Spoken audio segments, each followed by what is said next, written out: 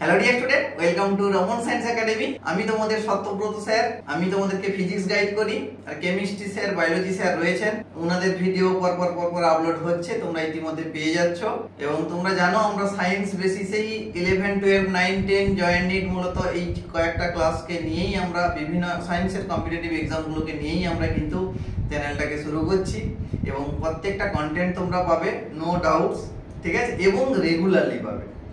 কেন আমাদের দেখো ফার্স্ট আমাদের মোটিভেশন ছিল কি, যে ওয়েস্ট বেঙ্গলের সমস্ত স্টুডেন্ট যাতে প্রপার গাইডেন্স পায়, তার জন্যই কিন্তু আমাদের আশা এবং তার জন্যই কিন্তু আমাদের চ্যানেলটাকে খোলা, ঠিক আছে। তো আমরা চেষ্টা করব আমাদের 100% দিয়ে তোমাদেরকে একদম বেস্ট কন্টেন্ট ডেলিভার করার, এবং তোমাদের তরফ থেকেও একটু হেল্প চাইবো আমরা। কেন তোমরা হেল্প না করলে আমরা কিন্তু কিছুই নয়। এটা আমি আগের ক্লাসেও বলেছি, আজকেও বলছি। কারণ স্টুডেন্ট সাপোর্ট ছাড়া কোনোদিন আমরা টিচাররা কোনোদিন গ্রো করতে পারবো না। ওকে, তো তোমাদের ভালো লাগলে কন্টেন্টগুলো অবশ্যই তোমাদের ফ্রেন্ডদেরকে শেয়ার করো।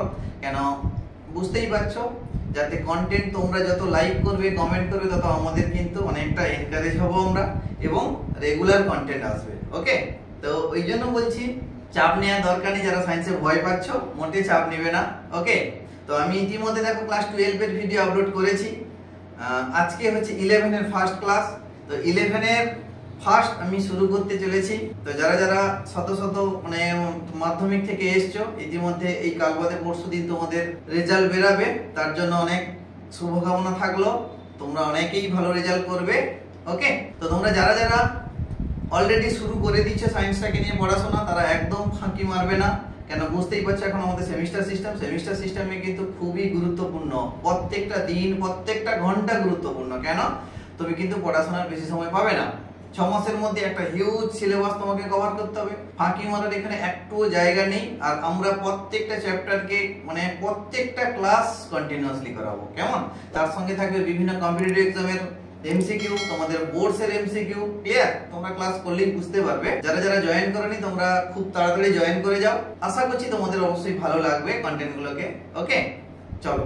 তো আজকে আমরা শুরু করতে চলেছি ক্লাস 11 এর ফার্স্ট ক্লাস, যেটা ইউনিট 2।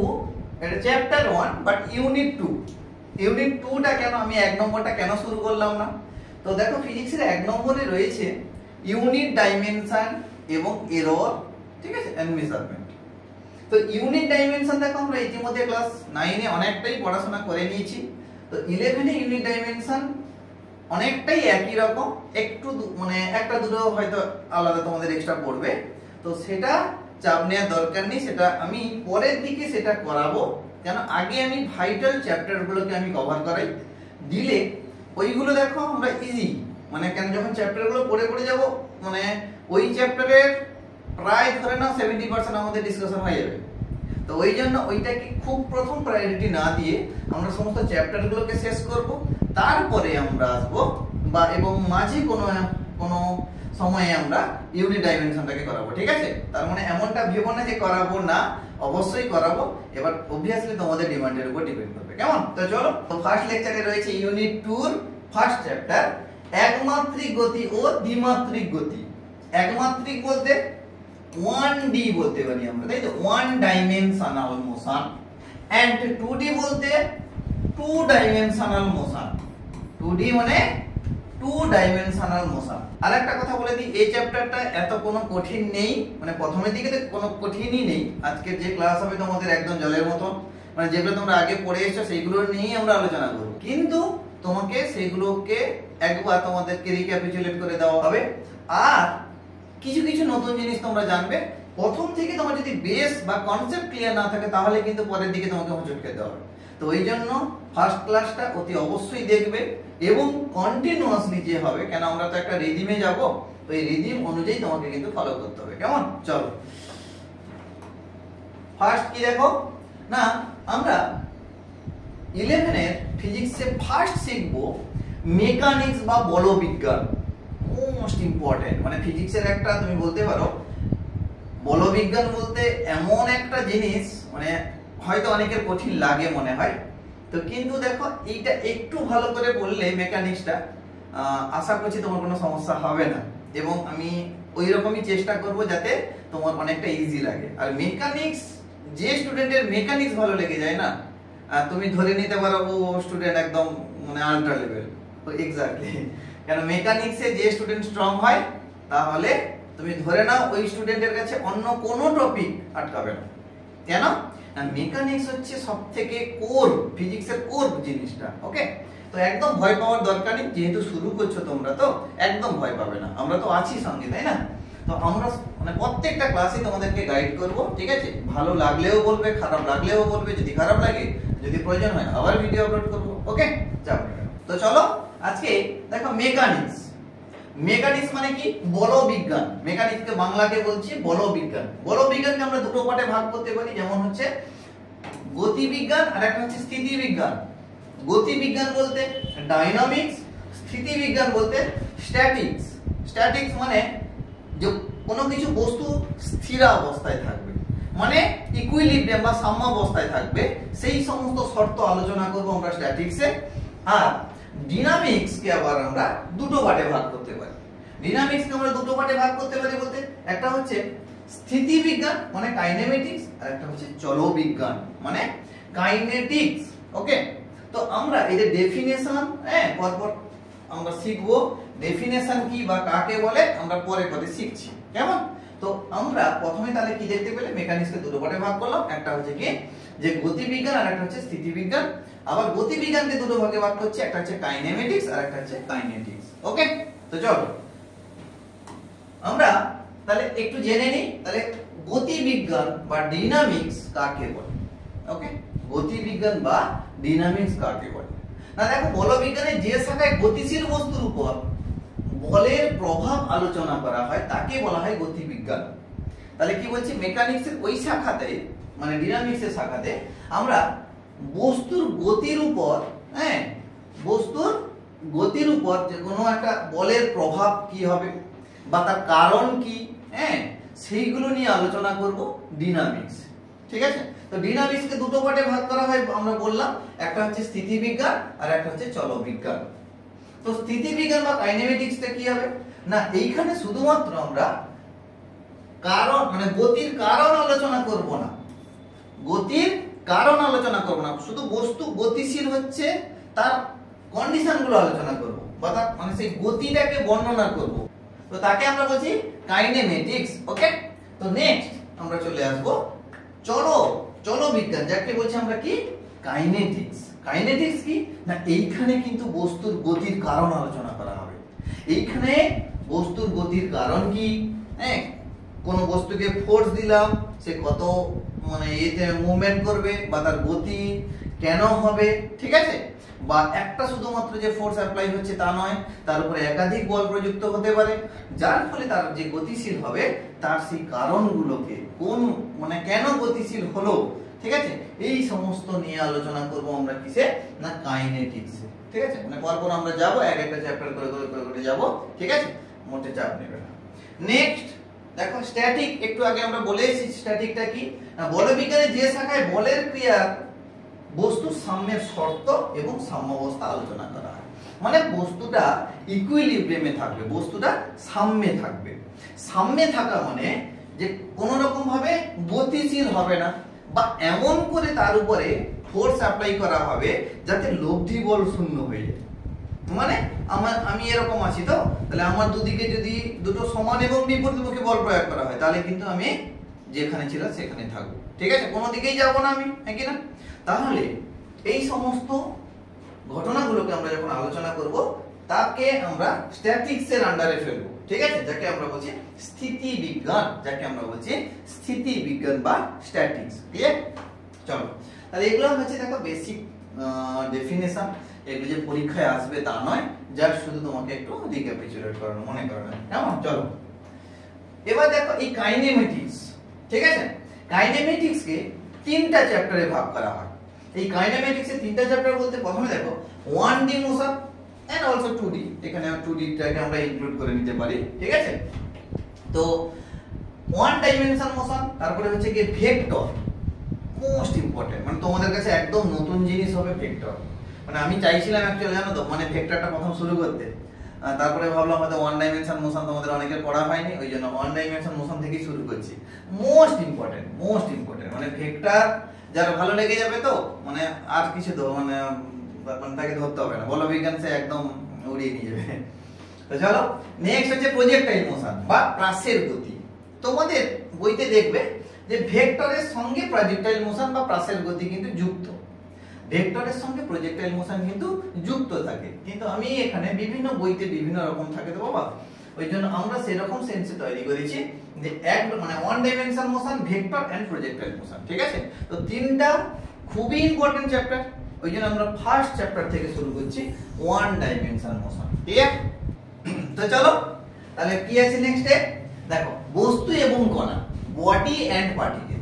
ওকে, তো বডি এন্ড পার্টিকেল বলতে আমরা কি বুঝবো না, বস্তু কি জিনিস না, বস্তু বলতে একটি নির্দিষ্ট আকার আয়তন যুক্ত একটি পদার্থ যা একটা নির্দিষ্ট স্থান দখল করে থাকে, তাকে আমরা বস্তু বলি। প্রত্যেকেই জানো একটা পেন, এটা একটা বস্তু, কেন এই পেনের একটা নির্দিষ্ট আকার রয়েছে, আকৃতি রয়েছে, আবার এই কিছু স্থান দখল করে রেখেছে। ওকে, বেশ। এরপরে মানে যেটাকে আমরা বডি বলছি, আর কণা কি না, যে কোনো বা যে বস্তুর ভর একটা বিন্দুতে পুঞ্জীভূত আছে, মানে কেন্দ্রীভূত আছে, ঠিক আছে, যা আয়তন নেই, একটা পয়েন্টই কেবলমাত্র পয়েন্টেড রয়েছে, তাকে আমরা বলছি পার্টিকেল। তার মানে আমরা বললাম যে অনেকগুলো পার্টিকেল নিয়েই কিন্তু একটা বডি তৈরি হচ্ছে, অনেকগুলো পার্টিকেল নিয়েই কিন্তু বডি তৈরি হচ্ছে, তাই তো? মানে আমরা যদি ধরি এই পেনকে যদি ভাঙি, মানে ভাঙতে থাকি তার যে এক একটা ছোট্ট টুকরো পাবো, তাকেই আমরা বলবো কণা, ঠিক আছে? আর সেই টুকরোগুলো যুক্ত হয়েই তো আমার পেনটা তৈরি হয়েছে, তার মানে পেনটাকে বলবো বস্তু। ওকে, বেশ। এরপরে আমরা আসবো দৃঢ় বস্তু বা রিজিড বডি। রিজিড বডি মানে কি তোমরা প্রত্যেকেই জানো, দৃঢ় বস্তু মানে যে বস্তুকে অতি সহজে আমরা ভাঙতে পারি না, তাকে আমরা কিন্তু দৃঢ় বস্তু বলি, তাই তো? দৃঢ় বস্তু মানে তাকে আমরা কিন্তু ব্রেক করতে পারি না অত সহজে, তাকে আমরা বলছি দৃঢ় বস্তু। এবার আরেকটা কথা যদি বলি যে দৃঢ় বস্তু, সাপোজ এইটা একটা দৃঢ় বস্তু তৈরি হয়েছে, যার দুটো কোণা এখানে আছে এখানে আছে, তাই না? দুটো কোণা তার এখানে আছে, সাপোজ এখানে একটা কোণা এখানে একটা কোণা, তো তারা একে অপরের মধ্যে এত বেশি স্ট্রংলি বাউন্ডেড, যাকে আমরা ইন্টারমলিকুলার অ্যাট্রাকশন বা আন্তঃআণবিক আকর্ষণ বলি। তাহলে এইটা এতটাই স্ট্রং হবে যাতে সহজে এই দুটো কোণাকে সহজে আমরা ব্রেক করতে পারবো না বা ইচ্ছা খুশি মতো সরিয়ে নিয়ে যেতে পারবো না, তাকে আমরা কিন্তু বলি রিজিড বডি বা দৃঢ় বস্তু। যদি বলি এই পেনটা কিন্তু দৃঢ় বস্তু, কেন? পেনটাকে অত সহজে আমরা ফোর্স দিলে পেনটা কিন্তু ব্রেক হবে না, কেন না তাদের মধ্যে যে কোণাগুলো রয়েছে, সেই মানে এই কোণাগুলো কি হচ্ছে, খুব স্ট্রংলি বাউন্ডেড তাদের একে অপরের সঙ্গে, তাই তো? তারা খুব স্ট্রংলি বন্ড করে রেখেছে, ওই জন্য এই বন্ডকে অত সহজে আমরা ব্রেক করতে পারি না, ওই জন্য এদেরকে আমরা বলবো দৃঢ় বস্তু বা রিজিড বডি। ক্লিয়ার? একদম বেসিক কনসেপ্ট এগুলো। ওকে, বেসিক কনসেপ্ট যত ক্লিয়ার রাখবে তত তোমার মধ্যে কোশ্চেন্স কম আসবে, ঠিক আছে? কোশ্চেন্স কম আসবে বলতে যে তুমি যখন পরে যখন পড়তে যাবে, তখন তোমার মনে যে ডাউট গুলো সেগুলো কিন্তু পুরো ক্লিয়ার থাকবে, কেমন? চলো নেক্সট। এরপরে স্থিতি এবং গতি, যেটাকে বলছি রেস্ট এন্ড মোশন। স্থিতি কি না, আমরা জানি প্রত্যেকে যে কোনো একটা বস্তু যদি সময়ের সঙ্গে সঙ্গে তার স্থান চেঞ্জ না করে, পরিবর্তন না করে, তাই তো? তার মানে কোনো বস্তু, সাপোজ এই পেনটা এখানে আছে, আবার 5 মিনিট পরও এখানে আছে, 10 মিনিট পরও এখানে আছে, তাহলে কি বলবো না পেনটা স্থির, তাই না? কেন? সে সময়ের সঙ্গে সঙ্গে তার স্থান পরিবর্তন হচ্ছে না, তাহলে ওই জন্য এটাকে আমরা কি বলবো, স্থিতি, তাই তো? Rest body. তার মানে রেস্ট বডি বলতে আমরা বলতে পারি যে সাপোজ তোমার ঘর আমার ঘর, তাই না? বিভিন্ন গাছপালা, ওরা হচ্ছে রেস্ট, হ্যাঁ কি না? কেন? সময়ের সঙ্গে সঙ্গে তোমার ঘরের গাছ কিন্তু পালিয়ে যায় না, বা তোমাদের ঘর কিন্তু সময়ের সঙ্গে সঙ্গে পালিয়ে যায় না, কেমন? বেশ, চল। এবার হচ্ছে গতি। গতি কি জিনিস? যেটা উল্টোটা, মানে সময়ের সঙ্গে সঙ্গে যে অবস্থা পরিবর্তন হবে, মানে এখানে আছে পেনটা, কিছু সময় পরে এখানে চলে গেল, আবার কিছু সময় পরে এখানে চলে গেল, আবার কিছু সময় পরে এখানে চলে গেল, আবার কিছু সময় পরে এখানে চলে গেল। তার মানে আমরা বলতে পারি যে মোশন বা গতিশীল হচ্ছে কি, যে সময়ের সঙ্গে সঙ্গে তার পজিশন চেঞ্জ হবে। মানে একটা রেস্টে ছিল এখানে, আবার কিছু সময় পরে এখানে চলে গেল, আবার কিছু সাপোজ এখানে t = 0 টাইমে 0 সেকেন্ডে, এটা t = 1 সেকেন্ডে। ওকে, আবার এইটা এখানে বলছি আমি t = 2 সেকেন্ডে। তার মানে তাদের পজিশন চেঞ্জ হচ্ছে, তাই তো? সময়ের সঙ্গে সঙ্গে সে কিন্তু পজিশন চেঞ্জ করছে, ওই জন্য এটাকে আমরা বলছি গতিশীল বস্তু। আর স্থিতি বস্তুর ক্ষেত্রে যদি বলি, আমরা একটু আগে তো বলে এসেছি, 1 সেকেন্ডেও মানে 0 সেকেন্ডেও এখানে, আবার 1 সেকেন্ডেও এখানে, 2 সেকেন্ডেও এখানে, 3 সেকেন্ডেও এখানে, তাই না? তার মানে এর যাই মেজারমেন্ট করি না কেন, টাইমের রেসপেক্টে পজিশন চেঞ্জ হচ্ছে না। ওকে, চলো এবার আমাদের একটা কোশ্চেন আসবে। আচ্ছা স্যার, পরম স্থির বা পরম গতি বলতে আমরা কি বুঝি? বা তোমাকে আমি যদি কোশ্চেন জিজ্ঞাসা করি, আচ্ছা তোমরা তো মানে জানলে স্থিতি আর গতি কি, এরপরে বাবু তোমরা বলো তো যে পরম স্থিতি বলে কিছু হয় নাকি, বা পরম গতি বলে কিছু হয় নাকি? বলো দেখি। অ্যানসার আসবে না, হয় না। কেন? দেখো বলে দিই। আচ্ছা, তোমাদের ঘরটাকে তুমি রেস্ট বললে, তোমাদের ঘরটাকে কিন্তু তুমি রেস্ট বলেছো, মানে সময়ের সঙ্গে সঙ্গে পজিশন চেঞ্জ হচ্ছে না। আচ্ছা তুমি একটু ভেবে দেখো, তুমি পৃথিবী পৃষ্ঠে আছো তাই তোমার ঘরটাকে রেস্ট দেখছো। আচ্ছা তুমি যদি সূর্যে চলে যাও, তাহলে তুমি কি দেখবে? তোমার ঘর কিন্তু 24 ঘন্টা এক পা উল্টে গেছে, হ্যাঁ কি না? তুমি যখন সূর্যে গিয়ে বসবে, তখন কিন্তু তুমি দেখবে তোমার ঘর একদিনে এক পাক ঘুরে চলে এলো। তার মানে তোমার ঘর কি করে রেস্ট থাকলো? সম্ভব নয় তো।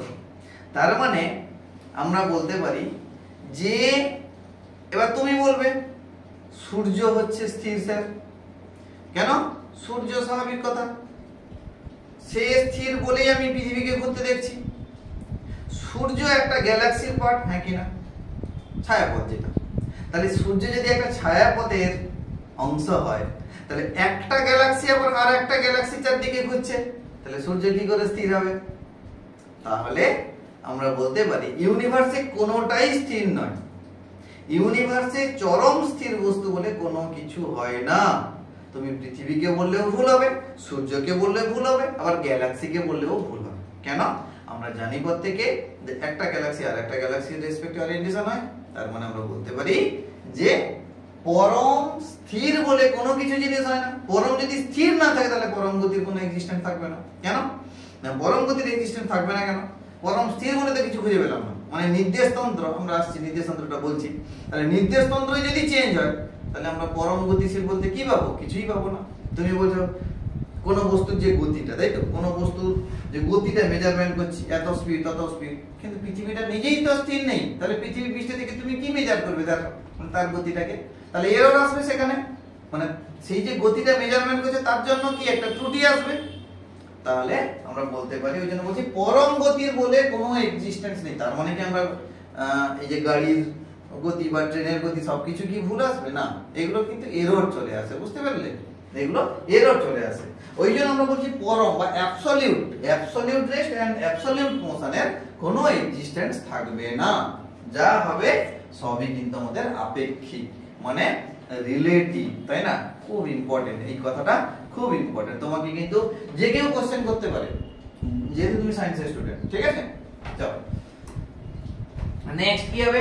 এবার চলে আসি দেখো নির্দেশ তন্ত্র, রেফারেন্স বা ফ্রেম অফ রেফারেন্স বা রেফারেন্স ফ্রেম। নির্দেশ তন্ত্র কি না, কোনো একটা বডিকে যার রেসপেক্টে মেজারমেন্ট করব, তাকে আমরা বলছি নির্দেশ তন্ত্র। মানে এখানে আমি ডেফিনিশনটা বলে দিই, তারপর আমি এই ডিসকাশনে আসছি।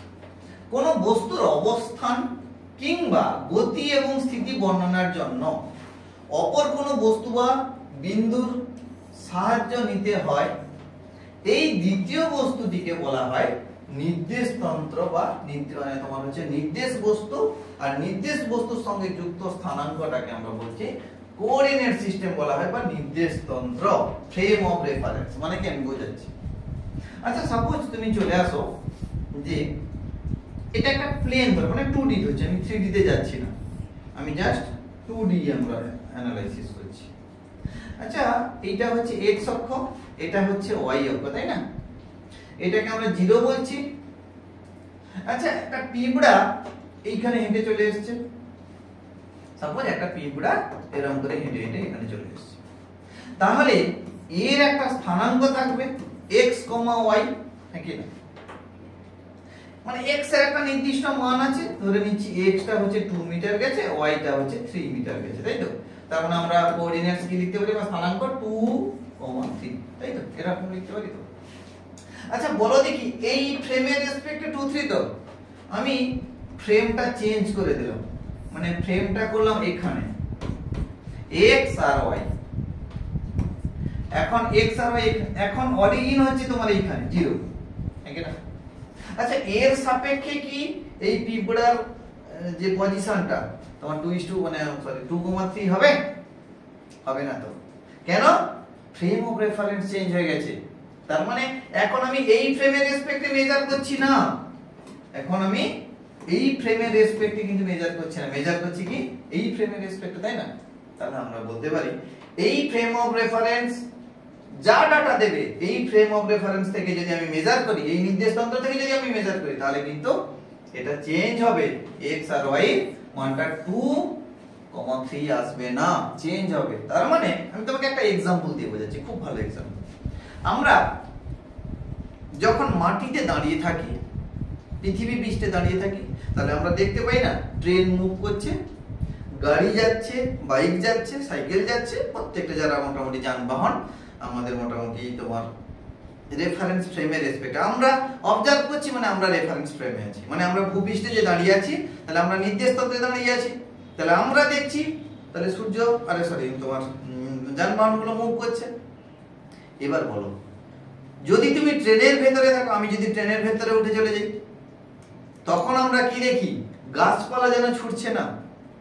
দেখো নির্দেশতন্ত্র চেঞ্জ হচ্ছে, যাকে আমরা গতিশীল ভাবতাম সে কিন্তু আর গতিশীল থাকলো না, সে স্থির। মানে আমরা যদি ট্রেনে উঠে যাই, ট্রেনকে ধরবো স্থির, গাছপালা যেন দৌড়াচ্ছে, তাই না? তখন গাছপালাকে ধরবো কি? গতিশীল, তাই না? তার মানে বুঝতেই পারছো, নির্দেশতন্ত্র চেঞ্জ যদি হয়ে যায়, মানে পরিবর্তন যদি হয়, তাহলে কিন্তু যাকে আমরা স্থির বলছি সেটা স্থির নাও থাকতে পারে, যাকে আমরা গতিশীল বলছি গতিশীল নাও থাকতে পারে। টোটালটাই ডিপেন্ড করছে নির্দেশতন্ত্রের উপরে, আমি কোথায় আছি, মানে যে অবজারভার সে কোথায় রয়েছে, এই অবজারভার যেখানে থাকবে সেটাকেই বলছি নির্দেশতন্ত্র। কেন? সবসময় নির্দেশতন্ত্র থেকে মেজারমেন্ট শুরু হবে, নির্দেশতন্ত্র থেকে আমাদের কিন্তু মেজারমেন্ট শুরু হবে। সাপোজ আমি এখানে আছি, আমার থেকে তোমার দূরত্ব সাপোজ আমি ধরলাম 1 মিটার, কথায় কথায় দিচ্ছি, ঠিক আছে? কিন্তু আমি যদি এরকম করে পিছিয়ে চলে আসি, আমি এখন এখানে থাকবো, তাহলে আমার থেকে তোমার দূরত্ব আর 1 মিটার থাকবে কি? একটু বেড়ে গেল কিনা, হ্যাঁ কিনা? দ্যাটস এইটাই।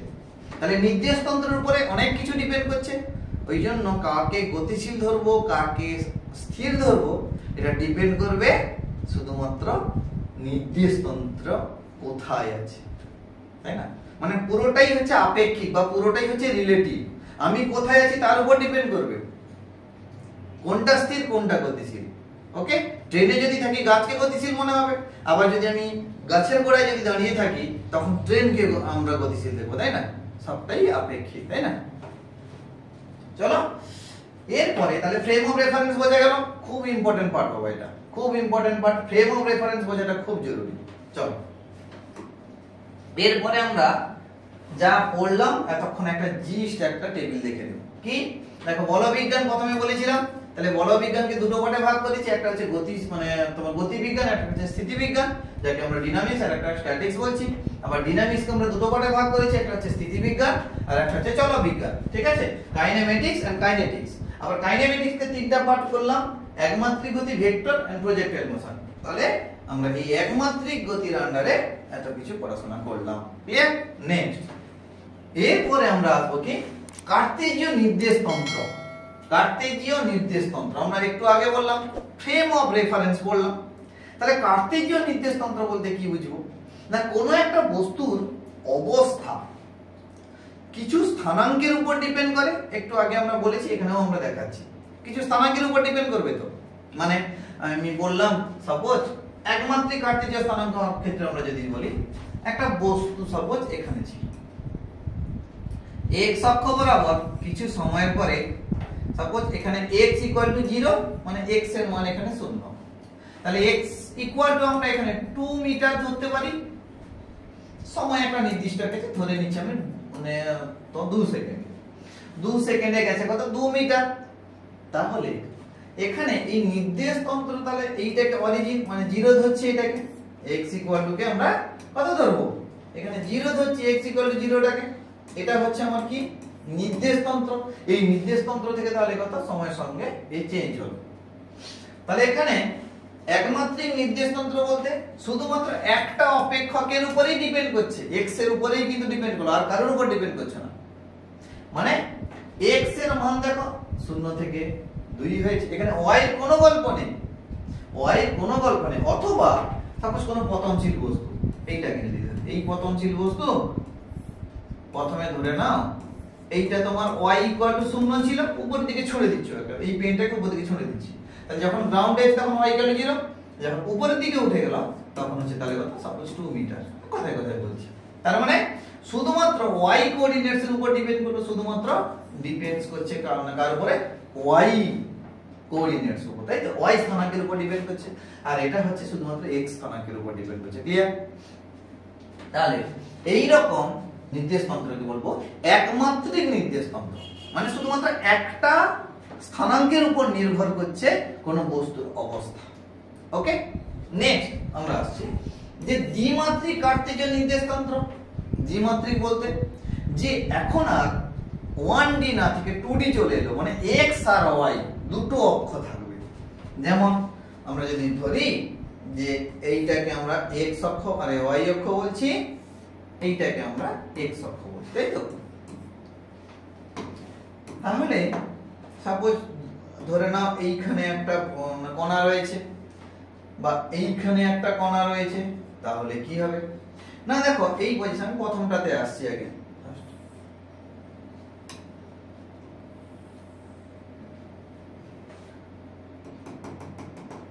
তাহলে এইটাকে আমরা ধরছি p বিন্দু। p বিন্দুর স্থানাঙ্ক কত? না x, y। p বিন্দুর স্থানাঙ্ক কত? না x, y। না x অক্ষকে তাহলে x দূরত্ব গেছে, না x অক্ষে x দূরত্ব গেছে, আর y অক্ষে তাহলে কত? y দূরত্ব, মানে এটাকে আমরা y বলতে পারি। ক্লিয়ার? তাহলে দেখো একটা বস্তুর এবার গতি জানার জন্য, একটা বস্তুর গতি বা তার অবস্থান জানার জন্য দেখো দুটো স্থানাঙ্কের দরকার হচ্ছে, কমসে কম দুটো স্থানাঙ্কের তার দরকার। তার মানে ওই জন্য তাকে বলছি দ্বিমাত্রিক কার্তেজীয় স্থানাঙ্ক। তার মানে এখানে তোমরা লিখো x, y। দ্বিমাত্রিক কার্তেজীয় স্থানাঙ্ক x আর y, কেন? দুটো অক্ষ, x অক্ষ y অক্ষ। তাহলে কোনো বস্তুর অবস্থান নির্ণয় করার জন্য বা অবস্থান মেজার করার জন্য অন্তত দুটো স্থানাঙ্কের প্রয়োজন, যেটা হচ্ছে x আর y। কেমন? তাহলে এইটাকে আমরা বলছি দ্বিমাত্রিক কার্তেজীয় স্থানাঙ্ক। তাহলে কোনো বস্তুর অবস্থা বোঝানোর জন্য দুটো স্থানাঙ্কের প্রয়োজন হচ্ছে এখানে, x আর y। একমাত্রিক স্থানাঙ্কের ক্ষেত্রে শুধুমাত্র x অথবা y, মানে x or y হয়েছে, কিন্তু এটা কিন্তু x y দুটো দরকার। কেন? এই যদি এই বরাবর পজিশন চেঞ্জ করে না সেকেন্ড বিন্দুতে, তাহলে কিন্তু x আর y এর মান চেঞ্জ হবে। এখন আমরা বলবো x প্রাইম y প্রাইম, তখন বলতে পারবো না x আর y হবে। কেন?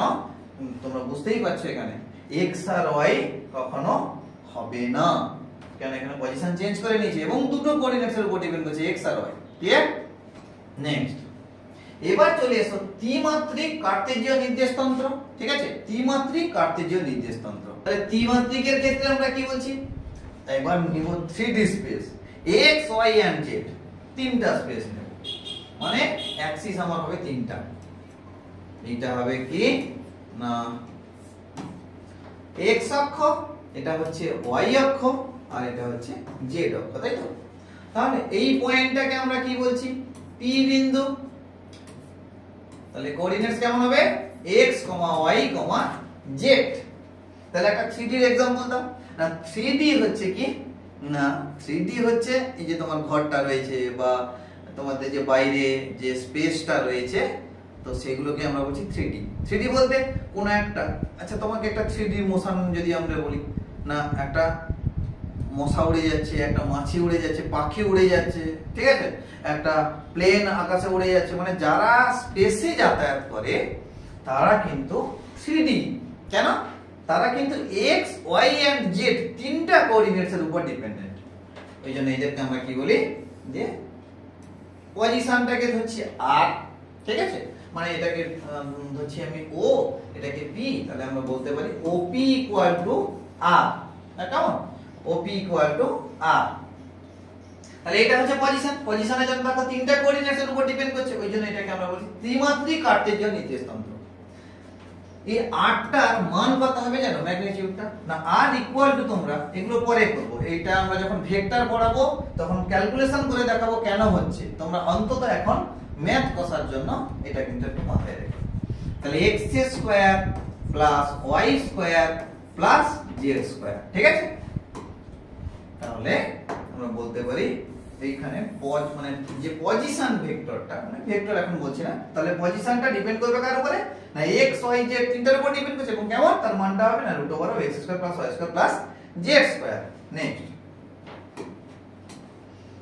এরপরে আমরা আসবো কি না 2D তে, এটা y এটা x, একটু আগে যেটা আমরা বললাম না 2D করলাম না, সেখানে এটা ক্যালকুলেশনটা আমি একটু করি।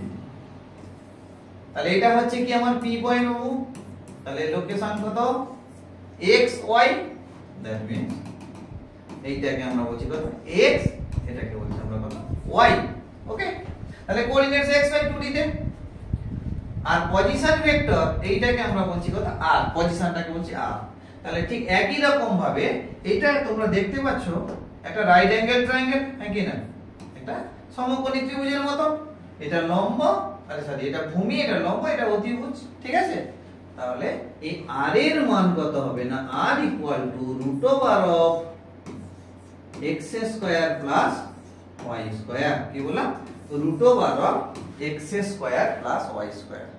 ওই জন্য rটা কত না √x square plus y square. ভ্যালুটা খুব ইম্পর্টেন্ট, ভ্যালুটা কিন্তু মাথায় রাখতে হবে ম্যাথ করতে গেলে। ওকে, তো চলো নেক্সট আছে পোলার নির্দেশতন্ত্র, যাকে আমরা বলছি পোলার নির্দেশতন্ত্র। তাহলে দ্বিমাত্রিক তলে, তাহলে পোলার নির্দেশতন্ত্র তার ডেফিনেশনটা কি একটু দেখে নাও, বা কেন এলো পোলার নির্দেশতন্ত্র।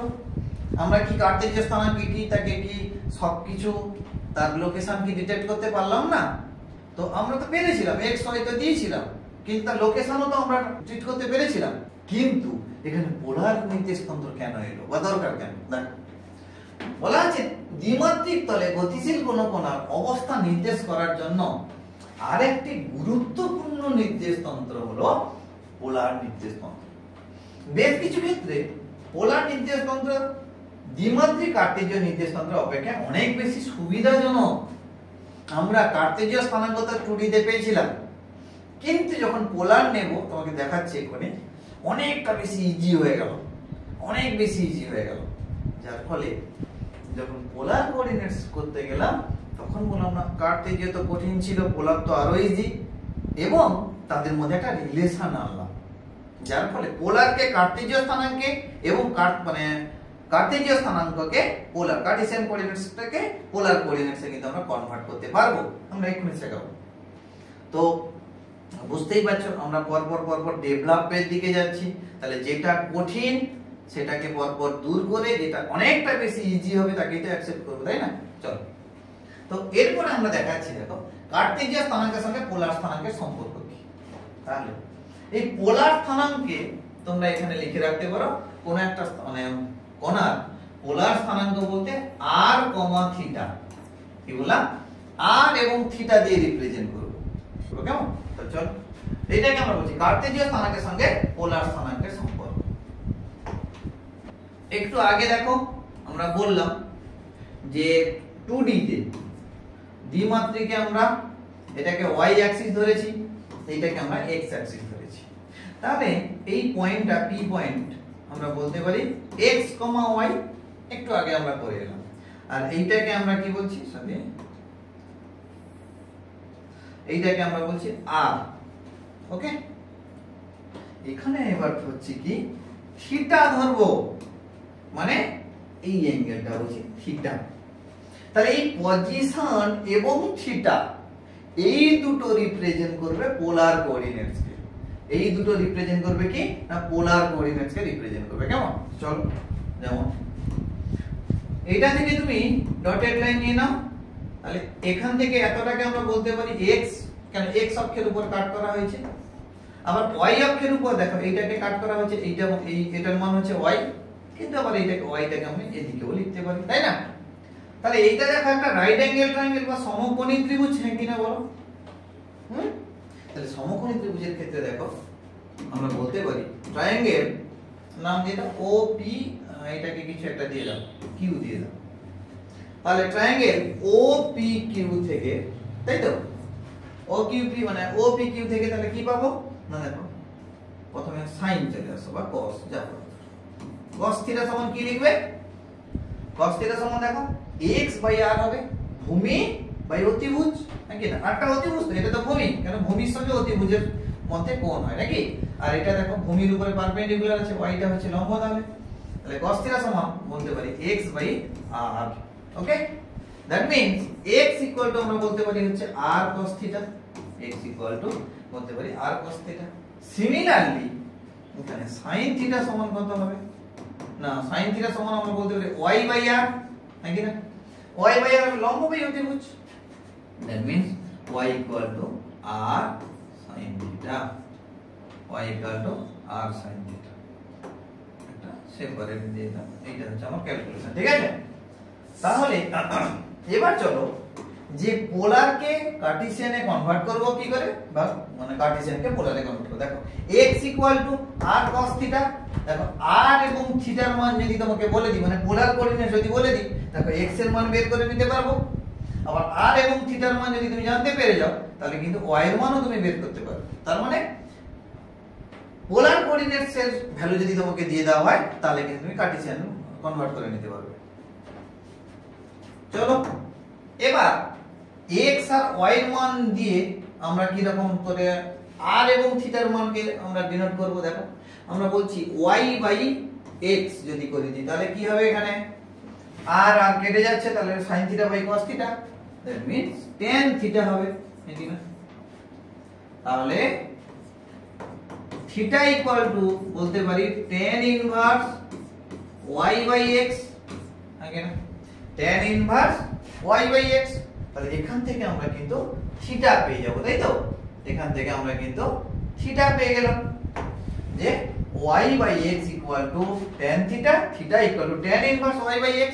তাহলে তোমাকে যদি y আর x এর মান দিয়ে দেয়, তাহলে কিন্তু তুমি থিটা পেয়ে যাবে। আবার y এবং x কে স্কয়ার করে অ্যাড করো, তো x square plus y square যদি করো, তাহলে কি হবে? দেখো r স্কয়ার x স্কয়ার মানে কত? r square cos square theta plus কত হবে? r square sin square theta, নাকি না? এবার r স্কয়ারটাকে কমন নিয়ে নাও তো বাবু, তার মানে sin square theta plus cos square theta কত হয় বলে ফেলো, কত হবে? 1, দ্যাট মিন্স r স্কয়ার। তাহলে এদিকে ছিল কত? x square plus y square, একটু আগে আমরা বলে এসেছিলাম না? তাহলে r ইকুয়াল টু কত হলো? Root over of x square plus y square. তাহলে তুমি যদি r এর মান জানো, x আর y এর মান জানো, তাহলে তুমি থিটার মানও বের করতে পারবে, আবার r এর মানও বের করতে পারবে। কেন?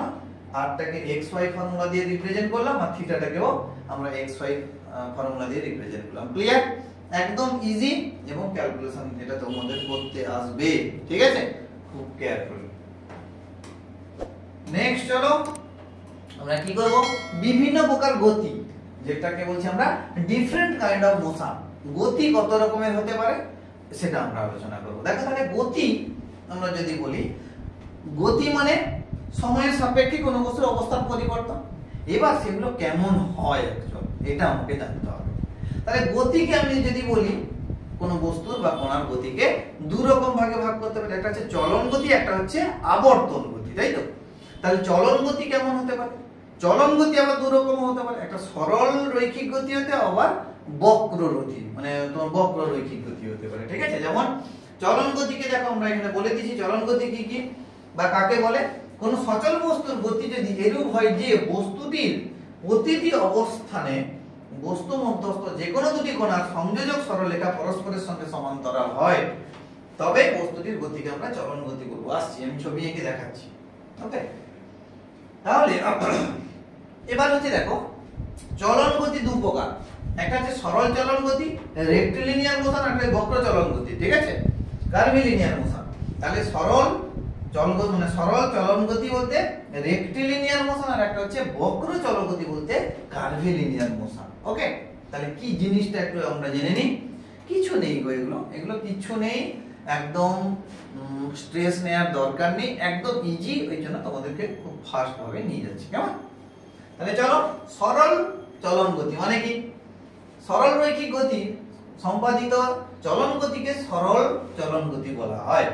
যেমন অবাধে পতনশীল বস্তুর গতি যেমন মানে গতি, বা যেমন লিফটের গতি, এগুলো হচ্ছে সরল এই গতি মানে চলন গতি। তাহলে আমরা দেখাচ্ছি, দেখো কি হবে এখানে।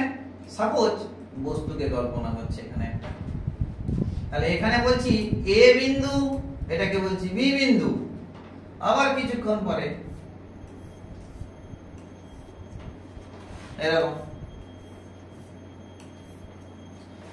তাহলে এই এ বস্তুটা আর এ বিন্দুটা এখানে, বি বিন্দুটা আবার এখানে, আবার এখানে সরি এখানে প্রাইম দাও, এ প্রাইম বি প্রাইম, আবার যদি এখানে আসে তাহলে এটাকে A double prime B double prime. মানে এখানে ক্রাইটেরিয়াটা কি মেইনটেইন করতে হবে তোমাকে, যে বাবু এই গ্যাপটা সমান হতে হবে, সমান্তরাল হতে হবে। ডেফিনেশনে ওটাই তো পড়ে এলাম, যে দুটো যে বিন্দু বা বস্তু কণা রয়েছে তাদের মধ্যে কি হতে হবে, ডিফারেন্সটা বা গ্যাপটা সমান হতে হবে। দ্যাট মিন্স প্যারালাল হতে হবে, তাই তো, সমান্তরাল হতে হবে। তো এইটাকে আমরা বলছি সরল চলগতি। বক্র চলগতি কি হবে না, যাই হোক না কেন বক্র মানে তলে সম্পাদিত চলন গতিকে বক্র চলগতি, যাই হোক না কেন সে হয়তো কার অ্যাঙ্গেল চেঞ্জ করবে, কিন্তু এইটা কিন্তু মেইনটেইন করতে হবে। কেন চলন গতিতে আমাদের দেখো বারে বারে বলে দেওয়া হয়েছে যে কি, যে কোনো দুটি কোণার সংযোজক সরলরেখা পরস্পর সমান্তরাল হবে। দ্যাট মিন্স এই যে এইটাকে সমান্তরাল হতে হবে, প্যারালাল হতে হবে, মানে কোন রকম অ্যাঙ্গেল চেঞ্জ করা যাবে না। ঠিক একই রকম তাহলে বক্র চলগতি আমরা কি বলতে পারি না, এরকম সাপোজ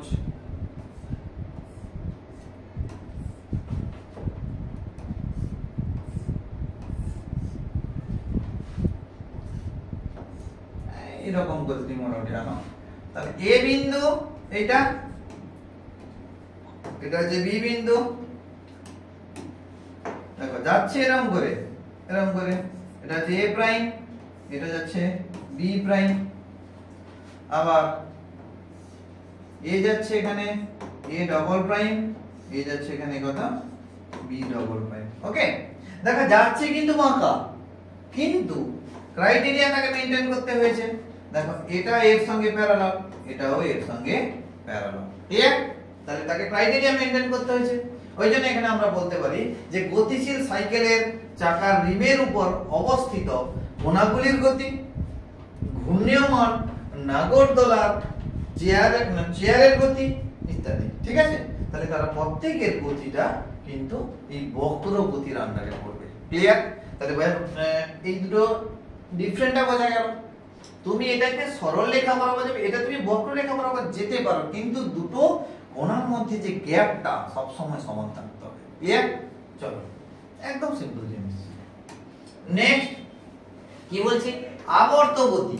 আবর্ত গতি কাকে বলছি, বা রোটেশনাল মোশন বা আবর্ত গতি, ঠিক আছে? তাহলে আবর্ত গতি বলতে আমরা জানি যে কোনো কিছু বৃত্তীয় গতি টাইপের, তাই তো? তাহলে আবর্ত গতি কাকে বলে একটু আমরা বলে দিচ্ছি। যখন কোনো বস্তু কোনো নির্দিষ্ট বিন্দু বা অক্ষের চারিদিকে ঘূর্ণায়মান হয় তখন এই বস্তুর গতিকে বলা হয় আবর্ত গতি। ক্লিয়ার? নেক্সট, আবর্ত গতির বৈশিষ্ট্য সমূহ কি না, বস্তু মধ্যস্থ যে কোনো বস্তু কোণার সংযোজক সরলরেখা এর প্রাথমিক অবস্থানের সঙ্গে ক্রমবর্ধমান কোণ উৎপন্ন করে। 2 নম্বর, ঘূর্ণাক্ষ সর্বদা স্থির থাকে, বস্তুর প্রতিটি কোণা একই সময়ে একই কোণে আবর্তন হয়। খুব সূক্ষ্মভাবে বিশ্লেষণ করলে আবর্ত গতি দুভাগে ভাগ করা যায়। অ্যাকচুয়ালি আবর্ত গতিকে ডিফারেন্ট না করাটাই ভালো, কারণ আবর্ত গতি মানে সমস্ত রোটেশনাল মোশনটাকেই বলছে আবর্তন গতি। কিন্তু এখানে কি দুটো আমরা একটু ক্ষুদ্র ডিফারেন্স থাকার জন্য দুটোকে আমরা বেসিক ডিফারেন্সে আমরা ব্রেক করছি। কি না, বৃত্তীয় গতি যাকে বলছি সার্কুলার মোশন, আর একটা বলছি ঘূর্ণন গতি বা স্পিনিং মোশন। তাহলে আবর্ত গতিকে আমরা দুটো পার্টে ভাগ করতে পারি, একটাকে বলছি বৃত্তীয় গতি বা সার্কুলার মোশন, আর একটা হচ্ছে কি ঘূর্ণন গতি মানে স্পিনিং মোশন, তাই তো? চলো তাহলে এরা একটু দেখে নিই কি অবস্থা এদের। না, বৃত্তীয় গতি that means circular motion. Circular motion তোমরা প্রত্যেকেই জানো। এখানে আমি একটা মোশন দিয়েছি, একটা বিন্দুর সাপেক্ষে যদি কোনো কোণা ওরিয়েন্টেশন হয় বা যদি ঘুরতে থাকে একটা বিন্দুর সাপেক্ষে, তখন মানে সাপোজ আমরা বলে দিচ্ছি এটা সূর্য আছে, সূর্যের চারদিকে তাহলে কি হচ্ছে না পৃথিবী ঘুরছে, তাই না? বা এইখানে তোমরা অ্যাটমিক স্ট্রাকচার পড়ে নিয়েছো কেমিস্ট্রিতে আশা করছি, তো সেখানে যারা পড়োনি তারা অ্যাটমিক স্ট্রাকচার আমাদের ভিডিওতে আপলোড করা আছে আমাদের চ্যানেলে, তোমরা একটু দেখে নিও। কেমন? স্যার পড়িয়েছেন, কেমিস্ট্রি স্যার খুব দারুণ পড়িয়েছেন, তোমরা একটু দেখে নেবে। তাহলে এবার কোন একটা নিউক্লিয়াসের চারিদিকে যে ইলেকট্রনগুলো রোটেট করবে তারা সার্কুলার পাথে রোটেট করছে, ঠিক আছে? এবার সবসময় সার্কুলার পাথ নাও হতে পারে, ইলিপ্টিক্যাল পাথ হতে পারে, তাও আমরা ধরে নিচ্ছি সার্কুলার পাথ। ওকে, তাহলে এই রকম মোশনকে মানে কি একটা পয়েন্টের রেসপেক্টে এই আবর্তন করছে, তাই তো? একটা বিন্দুর সাপেক্ষে কি করছে? আবর্তন করছে। তাহলে এটাকে আমরা কি বলছি? রোটেশনাল বা তোমার সার্কুলার মোশন। কেমন? তাহলে একটা বিন্দুর সাপেক্ষে যেরকম দেখো এগুলো দেওয়া আছে, যখন কোনো বস্তু কণা বৃত্তপথ বরাবর গতি সম্পন্ন করে তখন বস্তু কণাটির গতিকে বলা হয় বৃত্তীয় গতি। উদাহরণস্বরূপ বলা যেতে পারে সূর্যের চারদিকে পৃথিবীর গতি হলো বৃত্তীয় গতি। এক্ষেত্রে পৃথিবী একটা বস্তু হিসেবে বিবেচিত হয় এবং সূর্যকে সেন্টারে বা কেন্দ্রে রাখে, তাই তো? নেক্সট চলো, ঘূর্ণন গতি বা স্পিনিং মোশন কি? যখন কোনো বিস্তৃত বস্তুর গতি এমন হয় যাতে নিজের অক্ষের সাপেক্ষে ঘুরতে থাকে, মানে লাট্টু যেরকম দেখতে পাচ্ছ, লাট্টুর কি হচ্ছে? এইটা হচ্ছে তার অ্যাক্সিস, তো নাকি? এই লাট্টুর অক্ষ হচ্ছে এইটা, এই অক্ষের সাপেক্ষে লাট্টু কিন্তু পাক খায়, তাই তো? এই অক্ষের সাপেক্ষে লাট্টু কিন্তু পাক খায়, তার মানে নিজের অক্ষের সাপেক্ষে। আমার দেখো এখানে নেক্সট সাব লেখা আছে না, তার মানে দ্যাট মিন্স এইটাকে যখন নিজের অক্ষের চারদিকে ঘোরাচ্ছি তখন তাকে বলছি স্পিনিং মোশন বা আমরা বলছি ঘূর্ণন গতি। যেরকম তোমরা জানো সূর্যের চারদিকে পৃথিবীর যে গতিটা সেটা দু রকমের। যেমন কি কি বলো তো? যে একটা হচ্ছে বৃত্তীয় গতি, মানে সূর্যকে কেন্দ্র করে পৃথিবী ঘুরে আসে, সেটা কত? তোমার 365 দিন, হ্যাঁ কি না? যাই হোক। আর এটা কত? স্পিনিং মোশন মানে কি? পৃথিবীটা নিজের অক্ষের চারদিকে কিন্তু ঘুরছে, পৃথিবী নিজের অক্ষের চারদিকে ঘুরতে ঘুরতে কিন্তু বৃত্তাকার পথ অতিক্রম করছে। তার মানে পৃথিবীটা নিজের অক্ষের চারদিকে ঘুরতে কত সময় লাগছে? না 24 ঘন্টা, তাই না? হ্যাঁ কি না? তোমার 23 ঘন্টা 48 মিনিট 46 সেকেন্ড। দ্যাট মিন্স আমরা বলতে পারি যে পৃথিবী সূর্যের চারদিকে দু রকম গতিতে ঘুরছে। একটা হচ্ছে নিজের অক্ষের চারদিকে যেটা ঘুরছে সেটা হচ্ছে কি তার স্পিনিং মোশন, আবার এইটা নিজের অক্ষের চারদিকে ঘুরতে ঘুরতে সে কিন্তু সূর্যকে এক পাক ঘুরে আসতে তার সময় লাগছে 365 দিন, আর নিজের অক্ষের চারদিকে ঘুরতে তার সময় লাগছে কত? 24 ঘন্টা। ক্লিয়ার? চল, এই দুটো হচ্ছে পার্থক্য, ঘূর্ণন গতি আর একটা হচ্ছে কি বৃত্তীয় গতি। ক্লিয়ার? নেক্সট হচ্ছে মিশ্র গতি। বলছে যার মধ্যে চলন ঘূর্ণন সব রকম থাকবে তাকে আমরা মিশ্র গতি বলতে পারি। যেমন আমরা বলতে পারি সূর্যের চারদিকে পৃথিবীর গতি মিশ্র গতি। সাইকেল বা গাড়ি যে চালাচ্ছি আমরা, তাহলে সেখানেও আমাদের মিশ্র গতি, সেখানে চলনও হচ্ছে আবার ঘূর্ণনও হচ্ছে, ঠিক আছে? আবর্তন গতিও হচ্ছে। তাহলে এগুলো হচ্ছে মিশ্র গতি, তাই তো? এগুলো হচ্ছে মিশ্র গতি। ক্লিয়ার? এরপরে আমরা আসবো যে আমরা গতির যে পড়লাম, গতির একটা টেবিল করে দিয়েছি এখানে আমাদের ইজিলি বোঝার জন্য। তাহলে চলো, গতি বা মোশন, মোশন আবার দু রকমের, একটা হচ্ছে চলন গতি আর একটা হচ্ছে আবর্তন গতি। ক্লিয়ার? তাহলে চলন গতি আবার দু রকমের, একটা হচ্ছে বক্র চলন গতি আর একটা সরল চলন গতি।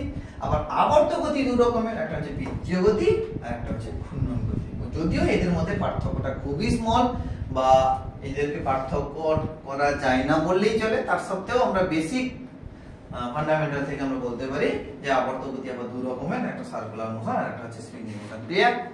তাহলে বুঝতেই পারছো একদম থিওরিটিক্যাল পোরশন, এখানে কোনো ম্যাথ আসবে না, কিছু আসবে না, তবে কার্তেজীয় স্থানাঙ্ক এবং যে পোলার স্থানাঙ্ক এদের মধ্যে যে রিলেশন এটা খুব ভালো করে রাখবে, এটা দিয়ে ম্যাথ পড়বে। ক্লিয়ার? তো চলো, থ্যাংক ইউ এভরিওয়ান, তোমরা এতক্ষণ ধৈর্য ধরে লেকচারটা দেখার জন্য। ঠিক আছে, তো এটাই ছিল তোমাদের ফার্স্ট লেকচার। 11 যারা উঠেছো বারে বারে বলবো তোমরা এই সমস্ত ফান্ডামেন্টাল কনসেপ্টগুলো ক্লিয়ার করে নাও আগে থেকে, নাহলে কিন্তু পরের দিকে অনেক বিপদ হতে পারে। ক্লিয়ার? কেন এই সমস্ত জিনিসগুলো যখন তুমি পারবে না তখন কিন্তু তোমাকে অনেক ডিমোটিভেট লাগবে। ঠিক আছে, কেন অনেক অনেক বন্ধু বান্ধব এগুলো জানবে, তুমি জানবে না, এগুলো কিন্তু ঠিক সবার নয়। কেমন? তো এই জন্য চলো বন্ধুদের সঙ্গে শেয়ার করো, যাতে বুঝতেই পারছো একটা বন্ধু যদি ভালো শিক্ষায় শিক্ষিত হতে পারে বা তুমি যদি তার শুভাকাঙ্ক্ষী হতে পারো, তার থেকে আর ভালো জিনিস কিছু হয় না। ভালো করে দেখো আর ভিডিওটাকে একটু লাইক করো, আমাদের একটু এনার্জি আসুক নাকি, একটু লাইক করবে ঠিকঠাক করে। আর চ্যানেলে যারা যারা নতুন এখনো পর্যন্ত জয়েন হওনি তারা খুব তাড়াতাড়ি জয়েন হয়ে যাও। কেন আমরা বিশাল বড় প্ল্যাটফর্ম নিয়ে বা বড় ইনোভেটিভ চিন্তাধারা নিয়েই কিন্তু আমরা এগিয়েছি, এবং পরে পরে পরে পরে তোমরা বুঝতে পারবে অনেক কিছু আসতে চলেছে। এই জন্য খুব তাড়াতাড়ি জয়েন করে যাও। ঠিক আছে, তো চলো টাটা, নেক্সট লেকচারে আবার দেখা হবে। তোমরা ভালো করে পড়াশোনা করে রাখবে। ঠিক আছে, কোনো ডাউটস থাকলে কমেন্ট সেকশনে গিয়ে কমেন্ট করো, আমি অ্যানসার দেবো। ক্লিয়ার? টাটা, চলো।